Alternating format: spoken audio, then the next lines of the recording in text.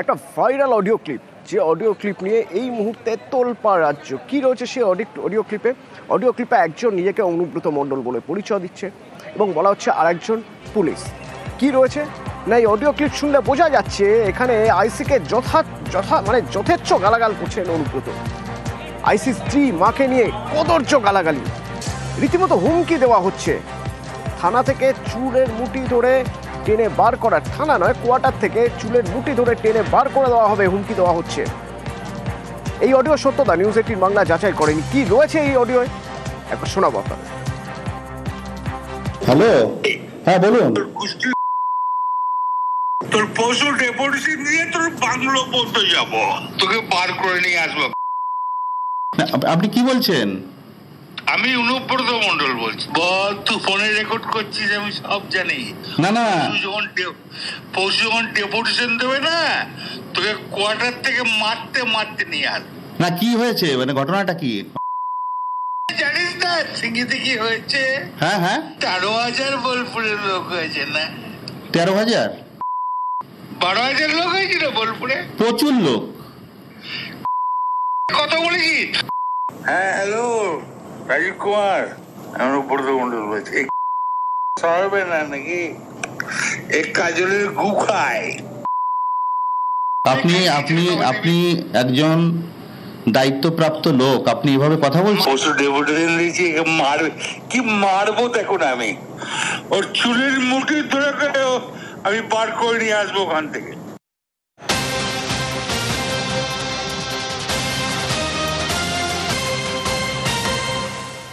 News 18 Bangla এই audio ক্লিপের সত্যতা যাচাই করেনি, কিন্তু এখানে দেখা যাচ্ছে অনুব্রত আইসিকে যথেচ্ছ গালাগাল করছে, শোনা যাচ্ছে। তাহলে কি, এবং এখানে কাজল নামটা আসছে, তাহলে কি অনুব্রত কাজল দ্বন্দ্বের বলি আইসি? আমার সঙ্গে আবির রয়েছে, সরাসরি একবার কথা বলবো। আবির, অনুব্রত কাজল এই দ্বন্দ্বে কি তাহলে আইসি বলি হচ্ছে? আমি যদি এই অডিও ক্লিপের কথাই বলি, তো এই অডিও ক্লিপের রাজনৈতিক গুরুত্ব কতটা প্রভাব পড়তে পারে রাজনীতিতে? অতনু, শাসক দল তৃণমূল কংগ্রেসের বীরভূমের অভ্যন্তরীণ রাজনীতিতে অনুব্রত বনাম কাজল বহুদিন ধরে চর্চায় রয়েছে। অনুব্রত মণ্ডলের অনুপস্থিতিতে কাজল শেখের যে গুরুত্ব, সেটা দলের মধ্যে অবশ্যই বৃদ্ধি পেয়েছিল।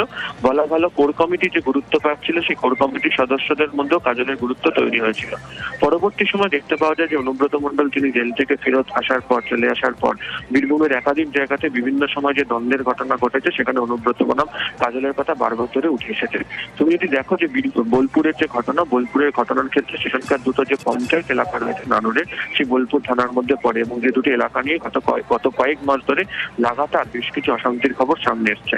পরবর্তী সময় তুমি যদি দেখো, গত দুদিন আগে নানুরের একজন অনুব্রত ঘনিষ্ঠ নেতাকে যে মারধরের ঘটনা, তা নিয়েও হচ্ছে অনুব্রত ঘনিষ্ঠ শিবির কাজলের বিরুদ্ধে অভিযোগ তোলে। বহু ক্ষেত্রে দাঁড়িয়ে অনুব্রত বনাম কাজল যেভাবে দ্বন্দ্ব, অশান্তির সুর চড়তে শুরু করে, তার একটা পরিণাম এটি বলে মনে করা হচ্ছে। পাশাপাশি তুমি যদি দেখো, এই টেলিফোনিক কথোপকথনের মধ্যে বোঝা যাচ্ছে যে সেখানে আরো একাধিক ব্যক্তি উপস্থিত ছিল, যাদের নাম নিয়ে চর্চা রয়েছে। তারা প্রত্যেক অনুব্রত ঘনিষ্ঠ নেতা হিসেবে সেখানে পরিচিত। দ্বিতীয়ত হচ্ছে যে ডেপুটেশন দেওয়ার কথা বলা হচ্ছে, সেই ডেপুটেশনের ক্ষেত্রে হচ্ছে যে নানুর এলাকার বিভিন্ন কথা নাম না করেও প্রসঙ্গের ক্ষেত্রে বারবার ধরে উঠে এসেছে। ফলে এক্ষেত্রে দাঁড়িয়ে অবশ্যই অনুব্রত বনাম কাজলের দ্বন্দ্বের যে বলি, এই পুলিশ আধিকারিক সেই প্রসঙ্গে জড়িয়ে পড়েছেন, সেটা কেউই অস্বীকার করতে পারছেন না। দ্বিতীয়ত হচ্ছে যে দুজনেরই এই যে অডিও ক্লিপ, এর যে বর্তমান অবস্থাতে দাঁড়িয়ে বিরোধী রাজনৈতিক দল এটাকে পুরোপুরিভাবে হাতিয়ার করছে, ইতিমধ্যে প্রচার করতে শুরু করেছে। শাসক দলের অভ্যন্তরে একাধিক নেতা বলতে শুরু করেছেন এই ধরনের আচরণ মেনে নেওয়া যায় না। তোমাকে জানিয়ে রাখি, কিছুক্ষণের মধ্যেই কোর কমিটির একাধিক সদস্য তারাও কলকাতাতে তাদের যে চেয়ারম্যান, কোর কমিটির চেয়ারম্যান, তাকে এই বিষয় নিয়ে জানাতে চলেছেন। এক্ষেত্রে দাঁড়িয়ে তৃণমূল কংগ্রেসের শীর্ষ স্তরের তরফ থেকে নজরদারি করা হচ্ছে, দ্রুত কোনো ব্যবস্থা গ্রহণ করা হতে পারে এমন একটা ইঙ্গিত আমাদের কাছে রয়েছে। ধন্যবাদ আবির। বিক্ষোভের হুমকি দেওয়ার পর এবার বিক্ষোভ, নাগরিক মঞ্চের নামে তৃণমূলেরই বিক্ষোভ এবং অনুব্রতর উদ্যোগে আইসির বিরুদ্ধে বিক্ষোভ।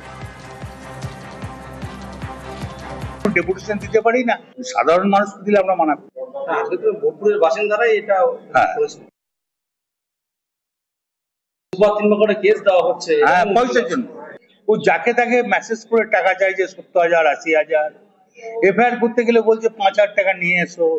এটা আমি অলরেডি এসপি কে জানিয়েছি, আমি অ্যাডিশনাল এসপি কে বলেছি, ডিআইজি কে বলেছি, সামথিং কে বলেছি। এই আইসির এগেস্টে স্যামসাংকে বলেছি, আমাদের রাজীব কুমারকে জানিয়েছি, জিবিটিলি তুলে না হোক, নাহলে বোলপুরের পরিবেশ নষ্ট হয়ে যাচ্ছে।